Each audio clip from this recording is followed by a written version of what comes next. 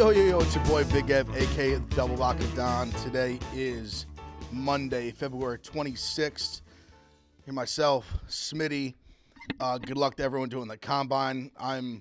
We were just talking outside, over-under on injuries in the combine. Travis said to be 1.5. Respectfully, I said smash that over. But that is not offered, but everything else is on DraftKings. We are presented by DraftKings, the official sportsbook of Barstool Sports. Get in on the action with DraftKings Sportsbooks, an official sports betting partner of the NBA.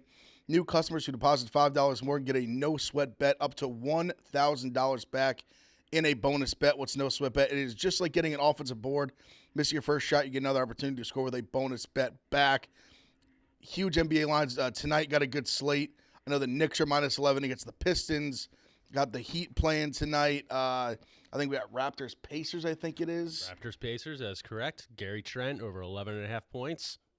Boom, shaka, laka. I like it. But you can also follow what all of your favorite Barstool personalities are getting on by joining the Barstool Betting group in the social section of DraftKings Sportsbook app.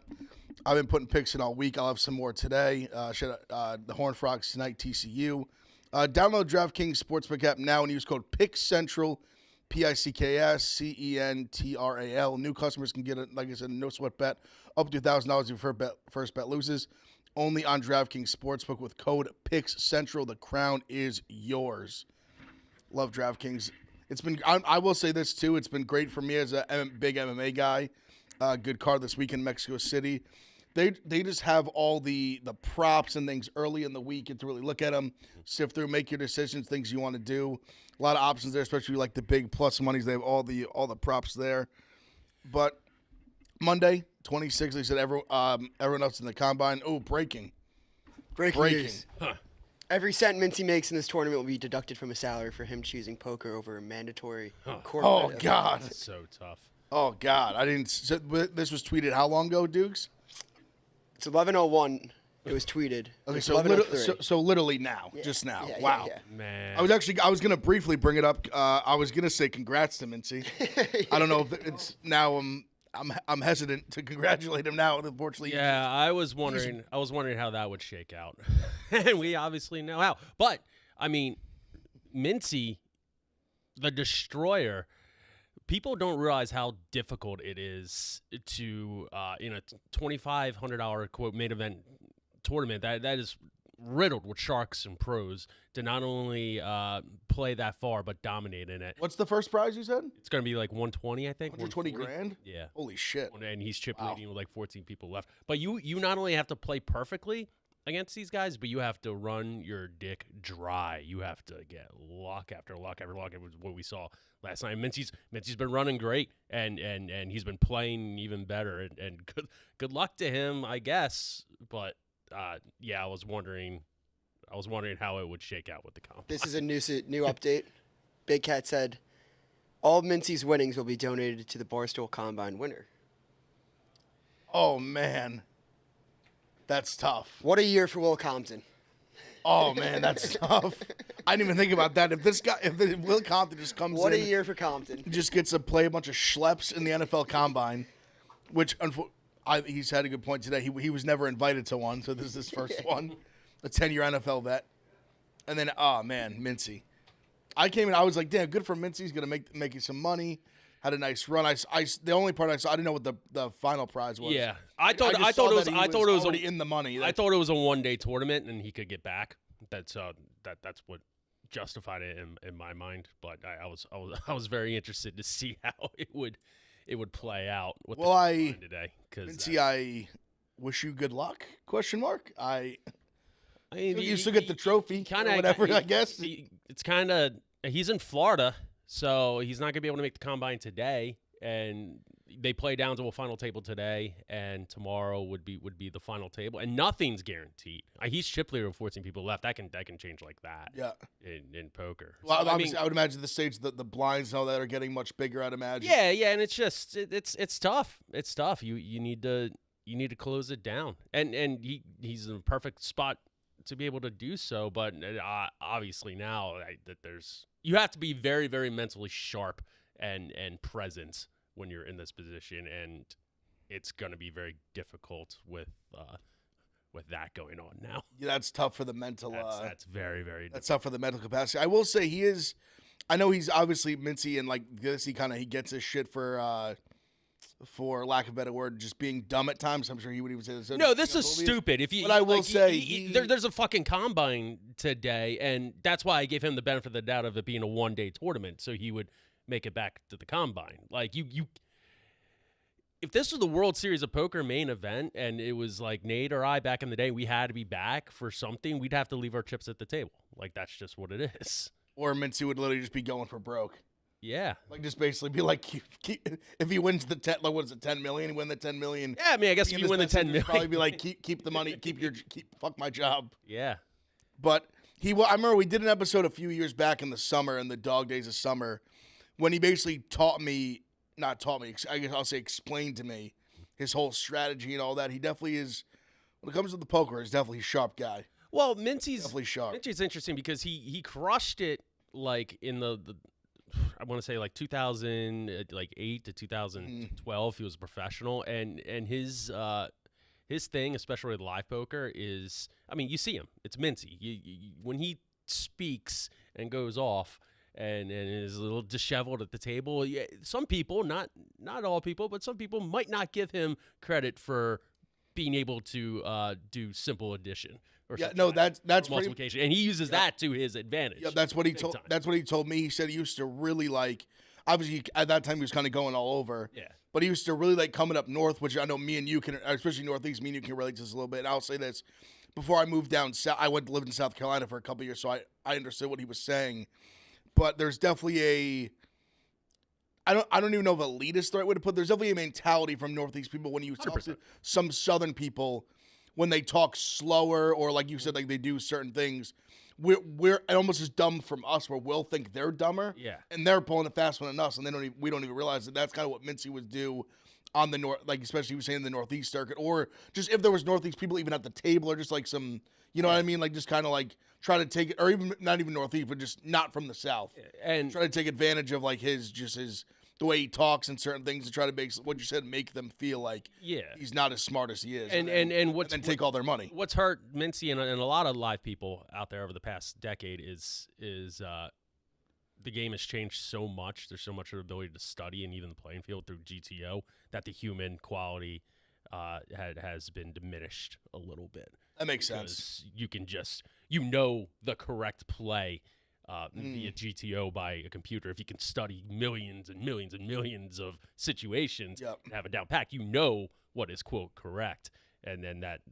could affect gameplay a little. But Mintzy, we love you. Good luck with whatever you decide. Yeah, it's tough. He's in a tough spot here. I'll say for the show we're gonna cover a bunch of stuff. We're getting some NBA futures in a little bit, maybe some season stuff, some.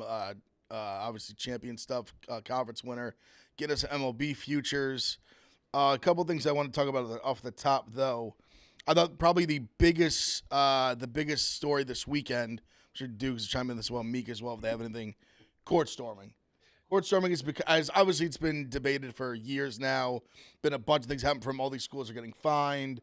I know it actually was kind of crazy. So obviously, everyone saw Kyle Filipowski from Duke. He suffered this ankle injury from them losing this weekend. And Titus said it best. Of course, it's a Duke guy. It has to be. It's court storming. Has to be a Duke guy.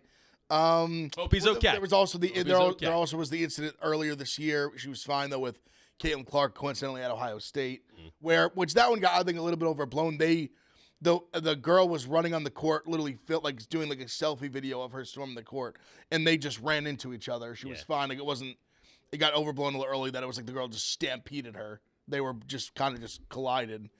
But Filipowski gets hurt. Now, obviously, John Shire, their head coach, former Duke player, comes out after the game and is just saying how ridiculous this is. We obviously needs to be banned. How has not been banned years and years ago. And listen, on some level, as much as it's Duke, you want to hate on Duke, on some level, from his perspective specifically, I understand one of your guys gets hurt, you're going to immediately go to bat for the safety of your guys. I get that warranted. I even respect that.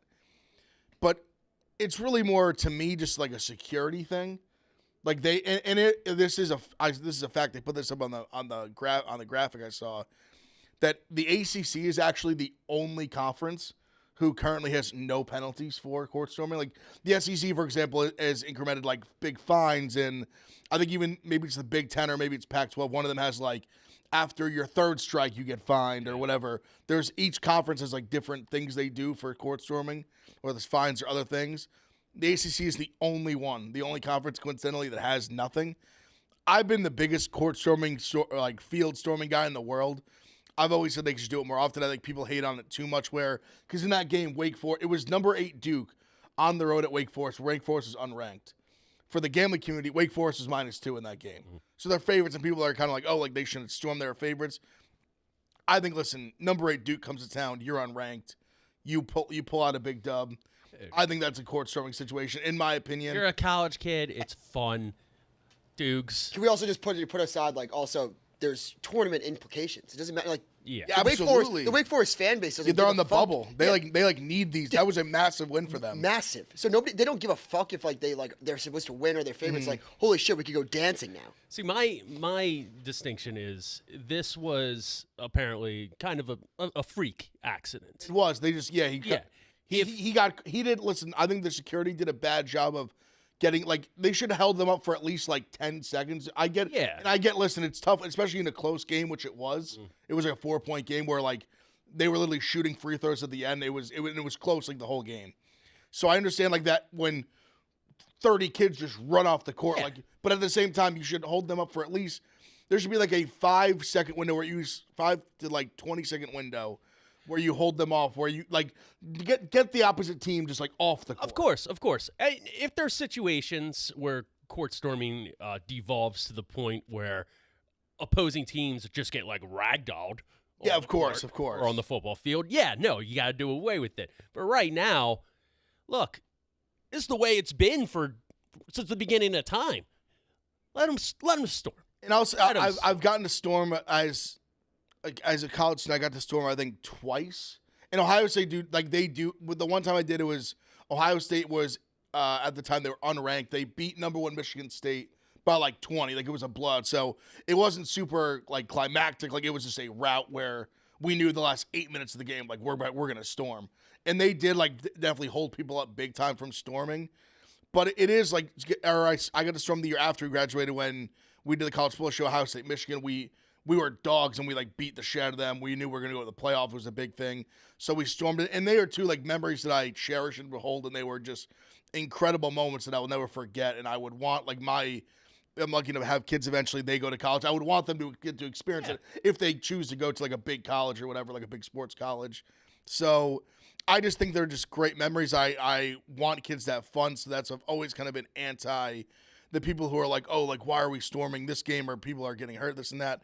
I just think you need to put the right protocols in place, the right security protection in place. It's all about safety. It's a non-issue. Like, I don't think we just ban storming forever because one kid twisted his ankle, and that's not to belittle like the injury or anything, but it sucks. But that's what they did to the most exciting play in sports. At the risk of sounding like an asshole, I'm so woke to this injury. One, I think I'm so woke. If he plays immediately, I'm gonna be like, this guy is a fucking fraud.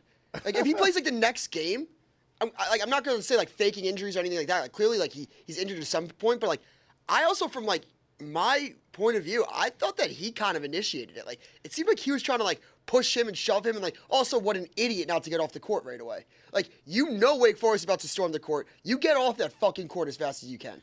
You know, dude, I might take you one further than the woke. What if they're so woke that he sits out on purpose just to make a point? Yeah, I wouldn't be surprised. And then he sits out to prove, like, look what happened to me. Our second, whatever you want to call him, one of our best players is now sitting out because he was hurt via court storm. Which Duke is tough work because like pretty much more than half the team in the ACC, if you beat Duke, you're gonna storm like almost no matter what. Besides like if you're like UNC or something, or you're like maybe like Cuse when they're really good, like maybe more than half the teams in the ACC, just beating Duke alone, no matter how good or bad Duke is that season, it's like a stormable thing. You're beating a blue blood at home. It's a big deal. Like I said, even if Duke is underdogs, it's just something that it's always gonna happen to them when they lose a big game on the road. It's almost always gonna happen. And Matt Painter was just jizzing his pants, being like, "Told you this was gonna happen," because he had that quote after. Well, Purdue's been that team too because they've just been number 1, number 2 last for sure 3-4 years. They've been even more than they've been really good. So they've obviously been on their fair end of court stormings as well. I think they've had the most. I think that it's actually like a stat that they have the most court storms against. Makes sense. Yeah, that makes sense. That does check out. But yeah, I'm never gonna be against court storm, but it definitely was probably the biggest. Nothing like too crazy happened this weekend. I felt like other than that in terms of like big topics. So the only other thing I would say that was big, is hitting the internet streets is Cam Newton was. It looked like attacked. I wouldn't even say it was. Do we know how that was started? It looked like he was literally jumped. I don't know. I did some deep diving. I deep dived into like what because it said like TSP crew, and I was like, is that like a gang? Like I was like, what is a TSP crew? Comes out, I think that is a 7-on-7 team that's like U18 from like the Atlanta area, and Cam Newton has a 7v7 team that's like a U16 team. So I would guess that at the 7v7 Cam Newton camp, that the Cam Newton team and the TSP crew have a rivalry. That's what I would guess. That's what I would like. So are you?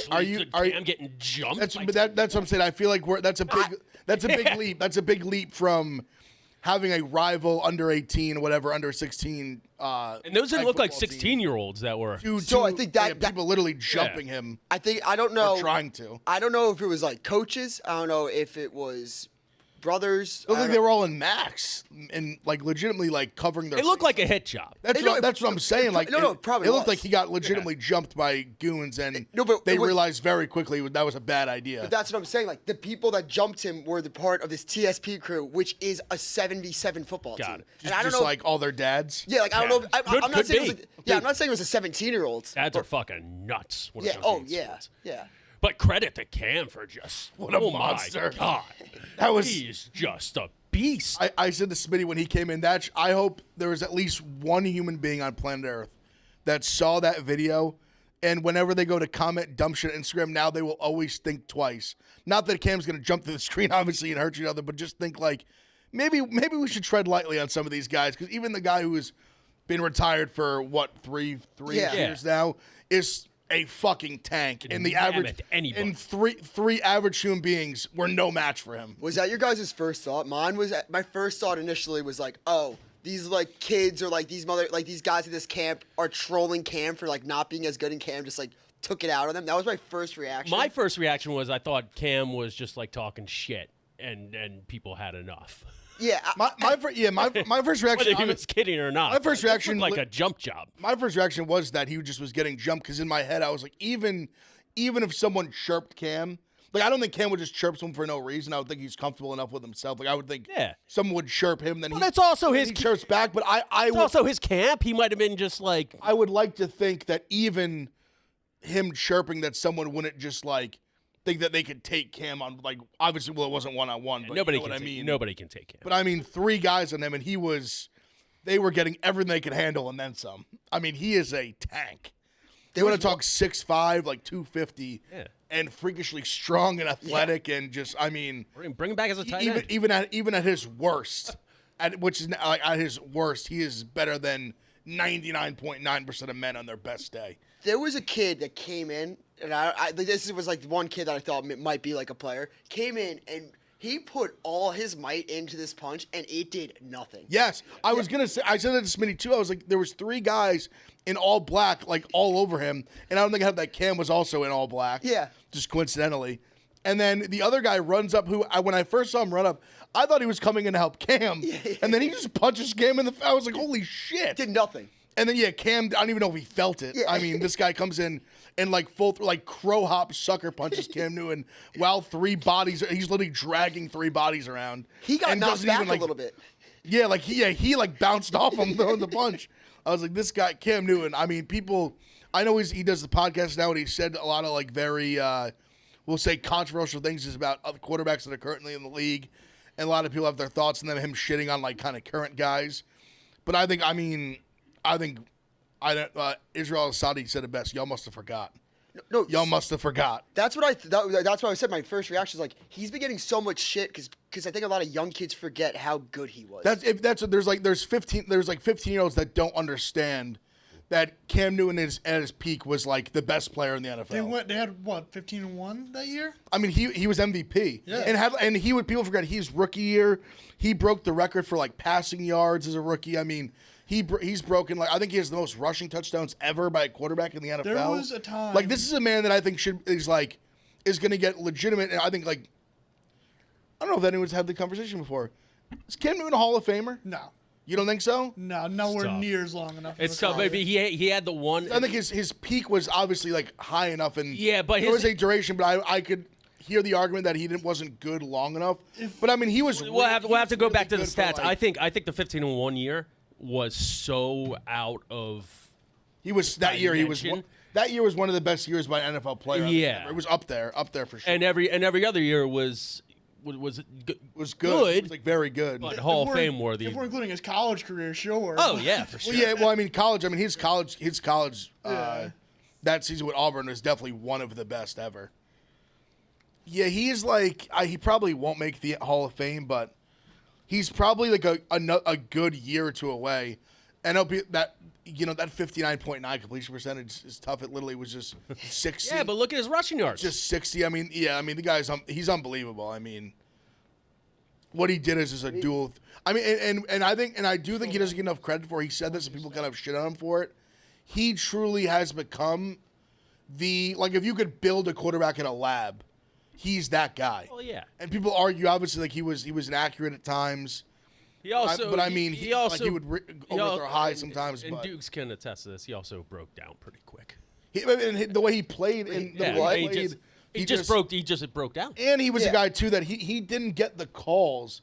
He was kind of that I know the people just talk about earlier in his career like the LeBron treatment where they used to let DNs just tee off on him because he was so big and strong. And also they let him just take vicious shots that any other quarterback was they were throwing flags. And they weren't throwing a lot of them in his favor. It might not be fair to him when it comes to Hall of Fame voting, but the lack of fumble recovery may come back to haunt him. Listen, that is a clip that will live in infamy. That will hurt him, and people will. It's a tough look. People will choose to point to that, and it is a tough look. I'm not going to defend that act, but I just see a lot of the when he says things in his podcast. I see a lot of the comments and on Instagram and stuff, and there's this part of it. I'm like, you guys don't.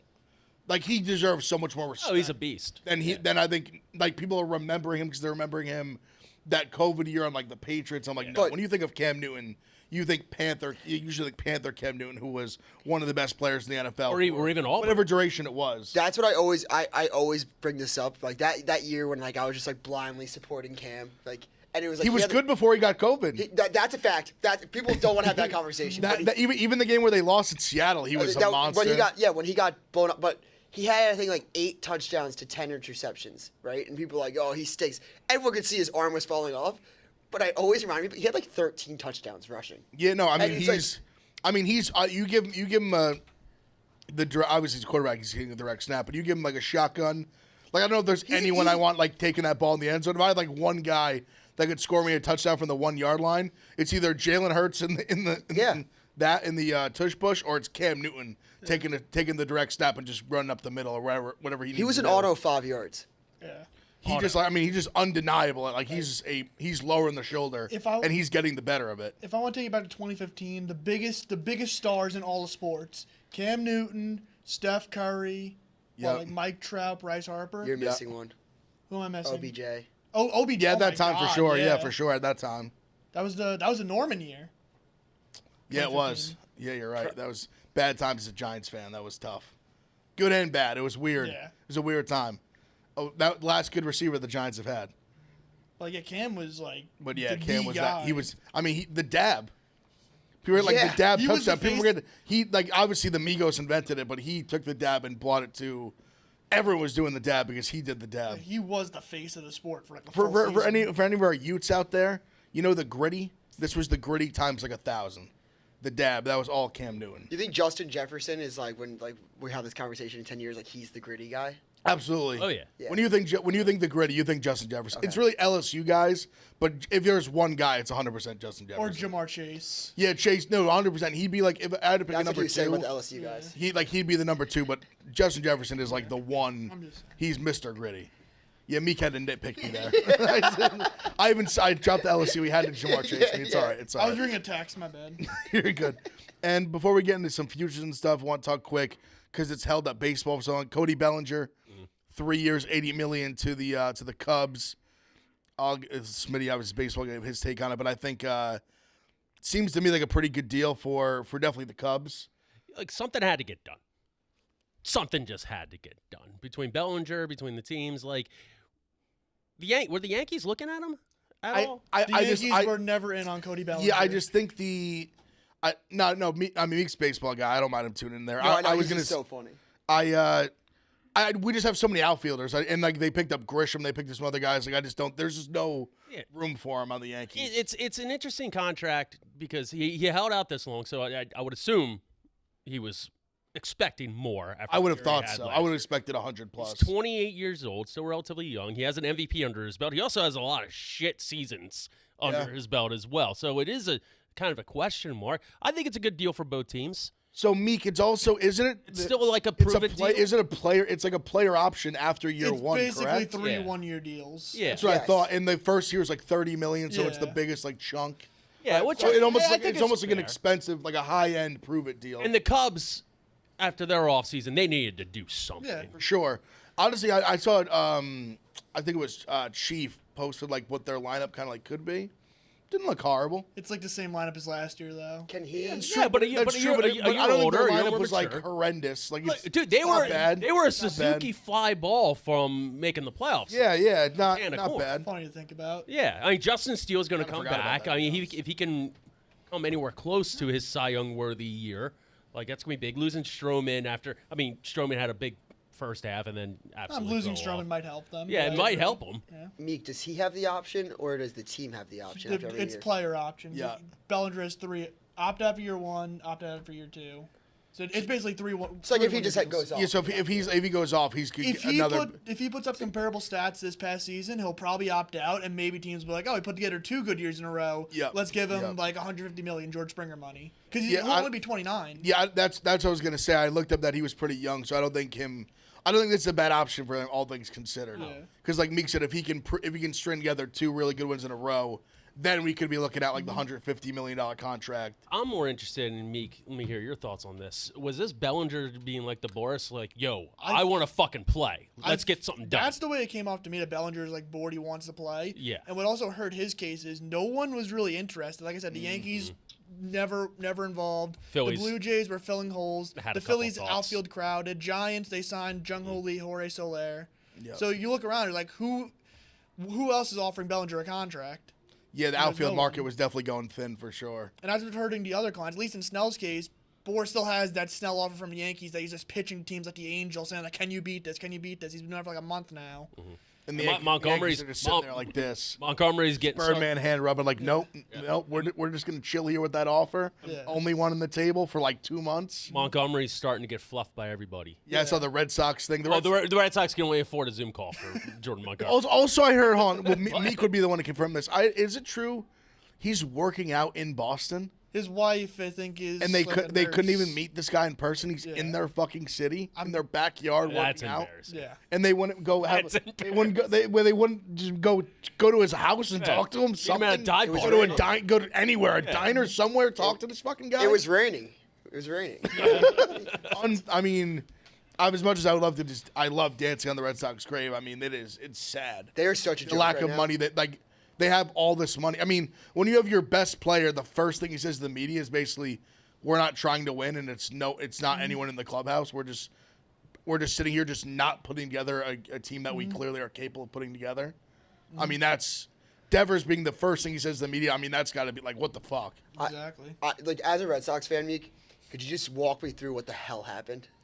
What do you mean? Like, how did the Red They're Sox just like not. They just don't want to spend money. They just what- don't want to. What switch flipped where they're just like, we're not spending money anymore?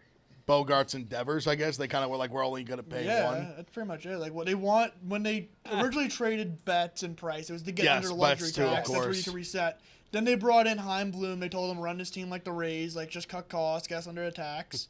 Then they fired Bloom, told Craig Breslow, let's go full throttle. And the Yamo didn't want their money, and they don't want to spend on these other guys. Coley had a very funny quote tweet. What is the most unrealistic thing to ever happen in sports? And it was Coley saying John Henry pretending like he liked the Red Sox in the movie Moneyball. If we're ripping Moneyball, there's another part of the movie I want to rip where they were like, "Oh, Johnny Damon's he's not worth $7.5 million a year. What the Red Sox giving him? Johnny Damon was very much worth his contract with the Red Sox." Yeah, I would He say was. so. I would say a few World Series Yankees. later, I would say so. Yankees, no, I would say he probably was worth paying him. But the Red Sox, he was for sure. But we'll get into some NBA stuff now. So obviously we're in that point in time where playoffs are a couple months away, nearing the end of the season. It's a weird time. We're in that weird where it's, March Madness is not around the corner. Spring training. NBA's not like almost like it's not like almost over, but it's like well over halfway over. It's like 3/4ish, 70% of the way over. So I picked two teams. Picked a team from each conference that I thought had decent value. That I thought and was even like somewhat. I try to be with futures. I try to be careful in terms. I try to be like realistic. We talking win the conference, win it all. I did. I picked them both. I picked one from each side that I thought has a with the current value, their current odds they have a real chance to do both. Go get them. So the first one in the East, and I won't be homer here because obviously I could have said it to the Knicks, and I do believe in their future hopes when they get healthy. But I won't do that because people don't like that. I won't do that. I'll pick a team that I think people will agree with me is very realistic to win the championship, and I think actually has decent odds considering the talent they have on the team in the East. I think the Bucks right now are getting a little disrespected. Yeah, I think the talent they have, just having Giannis, having Lillard, having Middleton, having some good rotational players as well. Right now, the Bucks are plus 280 to win the East. And 650 to win the NBA Finals.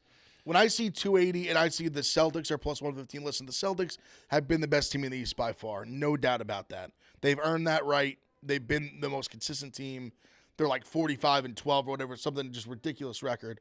But I think the way the Cavs are playing right now, if it stays where the 2-3 is Bucks and Cavs, I just as well as the Cavs are playing, I don't believe in them like super long term, at least right now. Like I think they'll win like that first series. But if they have to go play like Bucks in the 2-3, I just think that's a bad matchup for them. I would favor the Bucks in that series significantly. And I just think there's a very, very strong chance that they're in the Eastern Conference Finals with the Bucks. And you're never gonna and I understand they have to do a lot to get there. But I even think plus like if you can get this ticket to that spot and plus 280 basically to like win a series with the Celtics, I think that's a strong number. Okay, counterpoint.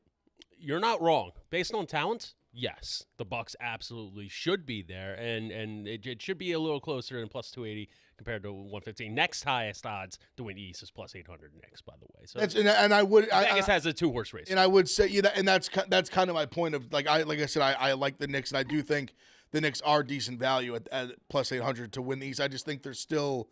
Like if they can get healthy, I think they can give these teams potentially a problem. I'll be honest, Steph. I'll be honest. You're saying that the Bucks face off against the Celtics and the winner goes to the championship. I don't see the Bucks getting there. So what do you think? The Bucks have had problems with the Pacers this year. If they face the Pacers first round, they're going to be struggling a little bit. You face a spunky team like the Heat in the second round, somebody like that, and even the Cavs, who I agree, the Bucks are a better team than the Cavs. Doc Rivers hasn't proved it. That's fair. Listen, the Doc Rivers thing. He just hasn't. The Doc Rivers thing is fair. I would definitely say that's my. That's your Achilles heel right now. Pause for sure. But talent-wise, there's. Come playoff times, Dame should be lighting it up. 35 points as a 35-year-old. Giannis should be Giannis. Pat Bev should be belting the ass every single time. Like, you were right. There is value there, plus 280. And they're plus 650 to win the finals. Yeah. However, I've watched this man coach in the playoffs for the past 3-4 years, and I can confidently say that I do not trust the Bucks to make the Eastern Conference Finals, let alone the finals. Yeah, it was them. My problem with the East, it was harder to find a value in the East because I really thought that I really think that the most realistic teams, obviously it's chalk, but I just think the Celtics and Bucks are. Let's be real. Let's be real here. The Celtics need to win. They have to. They have to win a championship sometime soon. But I think their best year to come. But I think whoever they get in the West, and we'll get in the West in a second. I think whoever they get in the West is going to be really fucking tough. Well, they need to after the last 2 years of falling to the Heat. No, they can't do that again. And speaking of that, and the Heat were a team I looked at. I just think, and I love Jimmy Butler. I just think they lost such key role players. They did. Like Strus, who you're seeing do good things, like with the Cavaliers and some other guys like that. I think losing those guys is going to be a problem for them because those guys are who, as much as Jimmy Butler did play unbelievable and carried them. Yep.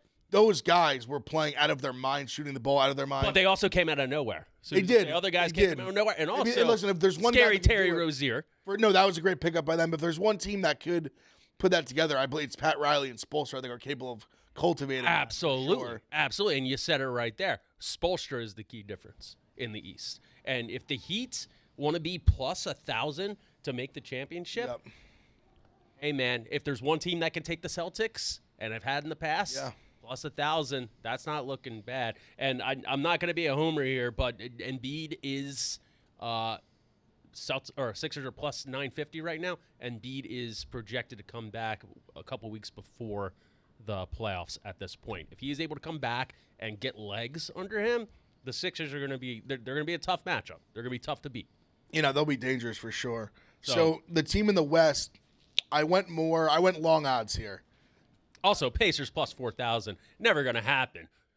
They're not a bad team. They're good. I looked at them too. My problem with them is, and I'm sure you'll say that you'll agree with me, I think just the defensive thing was such a. Oh, they can't stop. They just can't stop anybody, and all They can make you bleed though. They can. They definitely can. I just think it's tough to play like that through like 4 series in a row and get or even 3 and get it done. So the team I looked in the West, I kind of went almost like opposite here in terms of my thought process in the West. I tried to go like a long shot that I feel like could actually like make some noise and really pull something off. How about the Thunder? See, the Thunder, considering where they're really young, and that's right. I understand that's going to be my trepidation there. Put it this way: if the Thunder make the finals this year, they're going to make the finals for the next 5 years. But see, like, you know what? Everyone says that. I don't agree with that. Because I think that you would have agree to that. The only thing I'll say is I think you would have said the same thing about the Bucks like a few years ago. I don't think so. That hasn't happened. No, but the Bucks, Giannis already had his 2 MVPs under his belt. The Bucks were established. Ready? The Thunder are just out of. They're not out of nowhere in terms of like they've been building to this point where like obviously Shea Gilgeous become a legitimate MVP. You don't think it's just too early?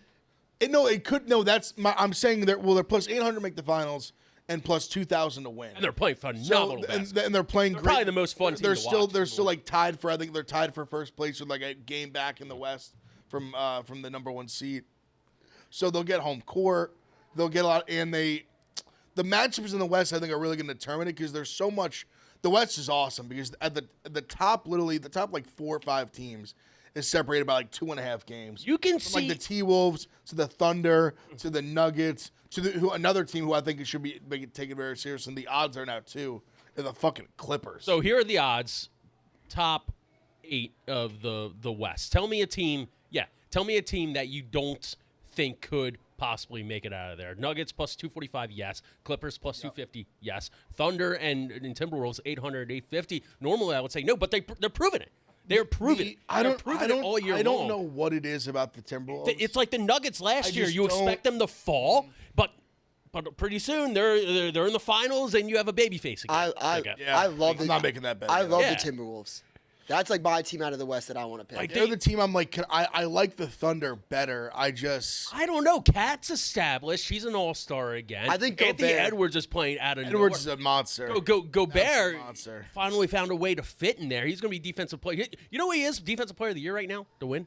It's like 800. Minus 800. Yeah. Like, they're finding a way to mesh and do things that I didn't think they'd be able to do, especially after the disaster that they had last year. Yeah. Also, Smitty, just to go on to your point about the Thunder, you would have said the same thing with the Celtics in 2017 when Tatum beat the Sixers. They didn't have Kyrie, and then they added Kyrie and Gordon Hayward. It's like just because you have a good young core, like, and you add some pieces or whatever, doesn't necessarily mean that it's gonna like adding a good player doesn't mean the team's gonna get better. It doesn't mean, but can you admit that the Celtics at that point did not maximize their potential? I mean, looking back, yeah. Now they Yeah. have it. Yeah. This is the year they're hoping they can finally this is Exactly. the best chance that Because they I have had. no, past 3 years, I have I no, think. I have no problem saying about the Celtics at that point, especially once you add Kyrie. But when you Right. but when you shit the bed, whose fault's that? Yeah, my whole point though is just because you get like the Thunder will be the thing I can confidently say is like the Thunder will be the top like 5 team in the West for the next 5 to 10 years. Yeah. Yeah, as long as they're Yeah, healthy, as long as Chet that's where I is could- healthy and Well, shot. that's what I think his emergence as just like as an all around player and especially just a shot blocker. shocked me. Like- I didn't think he'd be able to translate in the NBA like this. He's a unicorn. I think he's going to continue to get bigger, stronger. He's going to fill in. He's still, what is he, 21? I mean, he's So still, cocky too, like confident. No, I love his game. I mean, if he was a rookie, almost basically like any year besides like a few in history, he would be the rookie of the year. If it wasn't for Wemby, I mean, he's having an incredible season. Well, back to the Western Conference odds. Suns plus 900, Mavericks plus 1,300, Lakers plus 1,600, Warriors plus 1,800. Then you have the Kings and the Pelicans plus 2,800, who I would consider like extreme long shots. Kings are good. They are good. Kings can be dangerous. They are good, especially but early. out of those first 8 teams, out of those 10 teams, the Kings and the Pelicans, if the NBA Finals were tomorrow, those were the only 2 teams where I'd be like, didn't see it coming. Every other team in the top 8, Thunder and Timberwolves would surprise me, but it'd be like the Nuggets last year. It's like, okay, they earned it. Everybody else, if they make their way into the finals, the Warriors and Lakers included, you're like, okay. See, I think that's gonna fuck up. I think that could fuck up the Thunder, or even like the Timberwolves. Is like you're 1 seed and you have to face like an Yep. 8. Well, like, that's That's exactly what I was going to say. The Thunder or matchups. Timberwolves, a la the Kings last year, having to go up against the Warriors. Kings, very underexperienced Right. team. Warriors didn't even play their best in the series and still beat them. You go up against the 7, though, Lakers too, and the and it took Warriors. everything they yeah, had you to up handle. against the Lakers and Warriors. Like the Lakers and Warriors are still plus money to make the playoffs Yep. right now. Right. Where I love both bets. Like, are you mean to tell me the Warriors plus 1,800 to just win the Western Conference? I'm sprinkling that. So at the All-Star break, I actually placed an NBA future. I don't know what the odds are now, but OKC to get the 1 seed, I got it at plus 300. Ooh. And I was like looking at it, they have a pretty decently easy schedule, like the rest of the way. And the other 3 teams, I think it's the Clippers, Timberwolves, Nuggets. They are all playing each other a few times to Really? where OKC doesn't play any of those teams. Good looks, Meek. It's a good bet. Yeah, I was actually going to look. They're going to come out. They're going to play every night. They're not taking it off night. Yeah. I mean, I don't trust OKC in a playoff series, like you said, versus those teams. But just get the 1 seed regular season wise, yeah, Duke has it up right now. They're tied for 1 seed right now. So they are. Also, an interesting bet on DraftKings. They're plus 170 to be the 1 seed, so very good bet. Yeah, sure. Very good bet.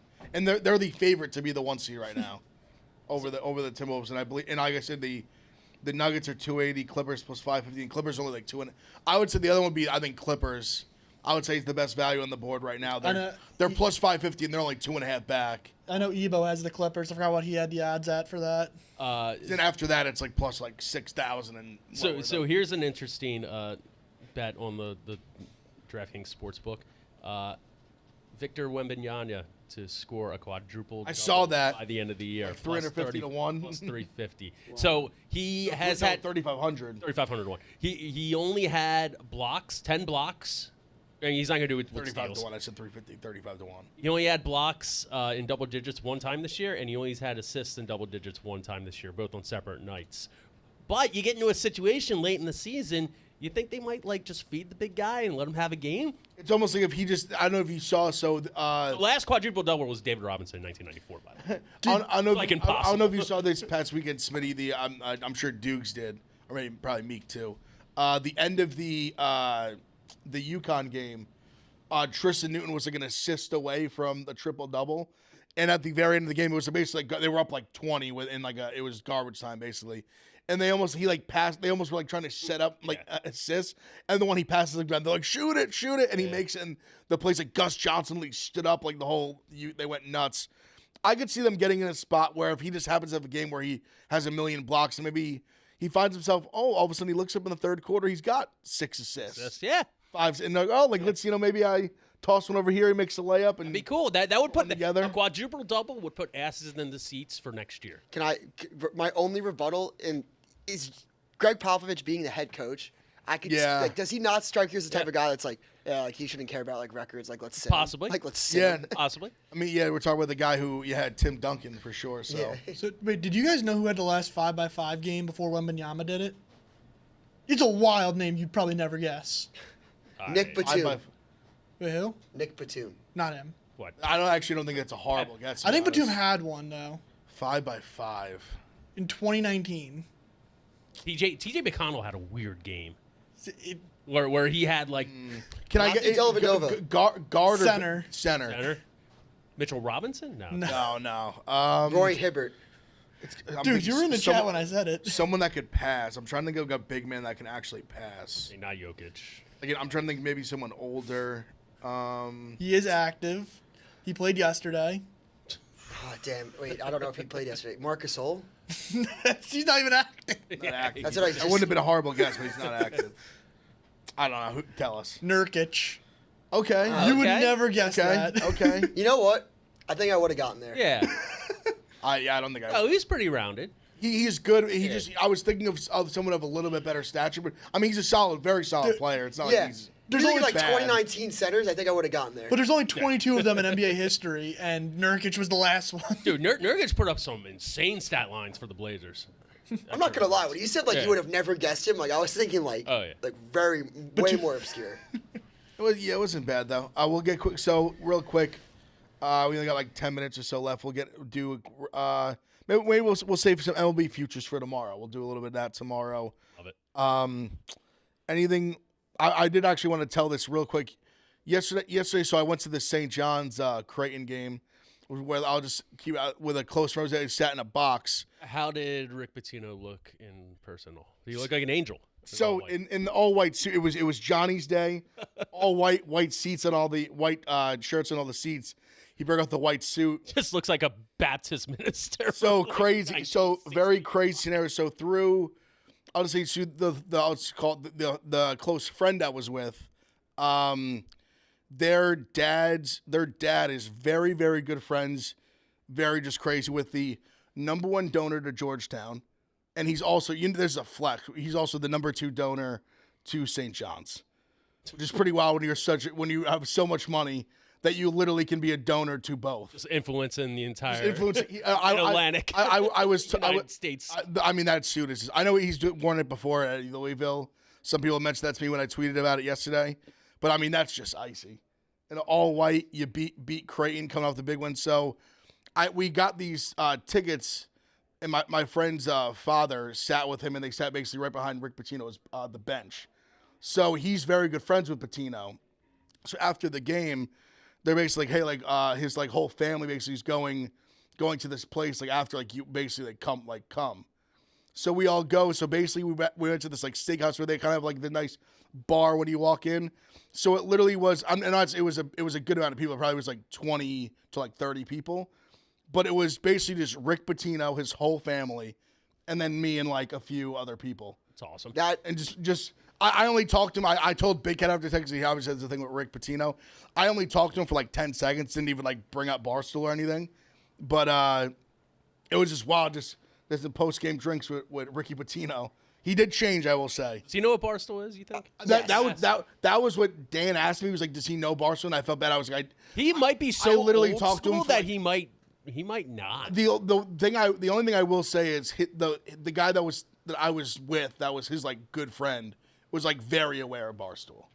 So I have no idea if that relates to that Rick knows it or doesn't know it. Yeah. But it was wild. I was in like a setting of like I said, I only talked to him for like a few seconds, but I just like shook his hand and just kind of was like, my friend's dad was geeking out, so I kind of let him take the time to talk and all that. We're lucky here we get to meet some people. Not like to that, gas so. you up too much, but I'm not even kidding when I say this. I think that's the coolest story that I've heard in the past year.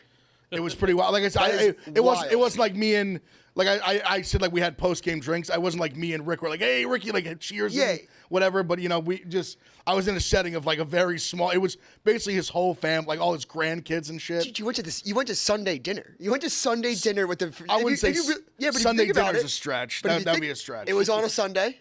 We never said. Well, it was a Sunday. Sunday dinner. You got to sit down at a table for Sunday dinner. Yeah, I ate at a table with my friend. Oh, there was no tables. So I ate lunch. It was like my friend's dad and this guy. It was a Sunday get together. Yeah, and then they also like what they were in, like we walked over like with Pitino, not Pitino himself, but like his family and shit. See, like that's like we walked from the garden like there. Like I didn't really like talk to them much. Like I kind of was just like following along. I was along for the ride on this venture, but I'd say the only thing that could maybe compare is like a Bob Huggins would become like maybe would be the only coach that could maybe one up that. Like, Bob Huggins follows me on Twitter, and it's one of my favorite flexes. You think Bob Huggins is cooler than Rick Pitino? Or do you think who do you think? Pitino's like less accessible, so I feel like it feels more like we've done like Bob Huggins. Like I met when he was on our college football show. I got to like meet him. He's a huge Barstool guy. Pitino definitely has more old school vibes. Yeah, no, Pitino's Pitino's basically from a different era. You know, that's what I was gonna say. Even just being like right next to him, like shaking his hand, just kind of like talking to him for like a second, and just kind of seeing him from like me to you, just like talk to and me to just kind of talk to his grandkids, whatever. He's such like just a classic, old school like Italian basketball coach that like even he like changed out of the white suit, he still looked sharp. He was wearing just like different Hair still slicked back. Hair still looked great. Still like different dress clothes. Was wearing like beautiful shiny black leather shoes. Like definitely some Ferragamos or something like that. He just had like the aura. Like we're in this like nice like it was. It doesn't matter. We're at Wolfgang's. Oh, it's like sweet. a steakhouse at like 30. Then like in like the bar area. So just like in this like old like it's like a 2 o'clock, 2 o'clock on a Sunday at this like this high end steakhouse bar. And just like he's just like chopping it up with his grandkids and family, whoever.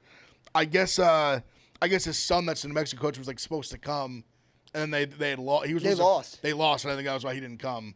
He lost the night before in Vegas. That was bad. They lost. They were 18.5-point favorites, and they lost. Oh, the Air Force. That's right. Yeah. So they dropped a tough one, and he didn't come. But damn. Yeah, it was pretty wild. It was wild just to kind of be. He definitely has like that greatness, like aura to him. You just feel like I'm just around like I'm just around college basketball royalty.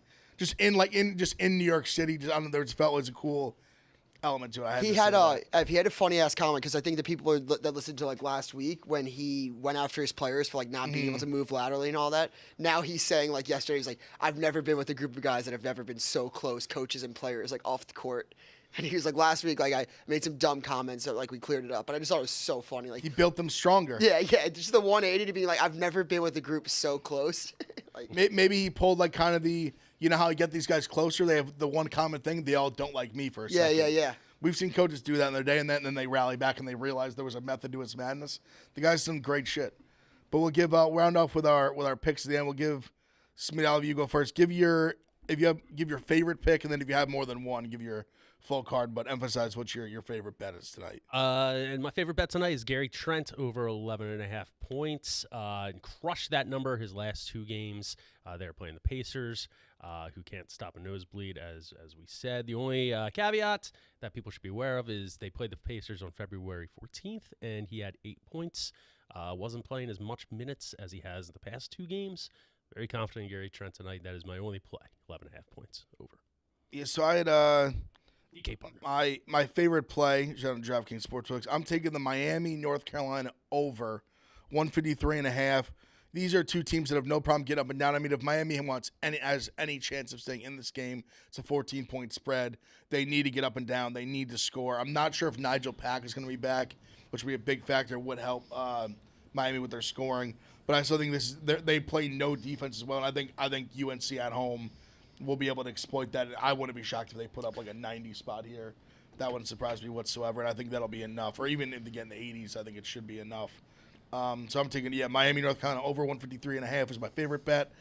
I was like, I know that this pick scares me a little bit, even though it follows like my favorite trend this season. I'm betting TCU as 2-point favorites. I'm wary that this is the one that Baylor's coming off a loss to Houston. I feel like they not need this one for like tournament implications, but kind of just like need this one. They've been a little inconsistent, but I'm still taking TCU. The unranked favorite has been just too good to me over the ranked favorite. So give me and I just love TCU. I love Jamie Dixon. They're one of my favorite teams to bet on in college hard place to play too. Years. Very hard place to play. Got to see their gym. Great facilities. They have a great their wild gyms on top of you there. They've embraced the fan section as well, big time. So I do like TCU -2 or 2.5. I think it's 2.5 now, and the over in that game 148.5. I think just the way these two teams play, I think this is just destined to become a little bit of a track meet.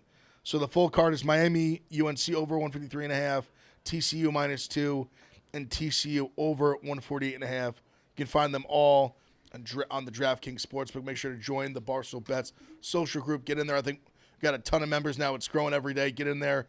Everyone's giving picks in there. You got anything, dudes? I agree with you completely on TCU -2.5, and it also scares the fuck out of me that Baylor coming off that OT loss to Houston. They need one bad. But that's the show. Appreciate everyone watching. Watch the Barstool Combine. I'm pretty sure it's already live right now. Please like the stream. Thank you. God bless. We will see you tomorrow.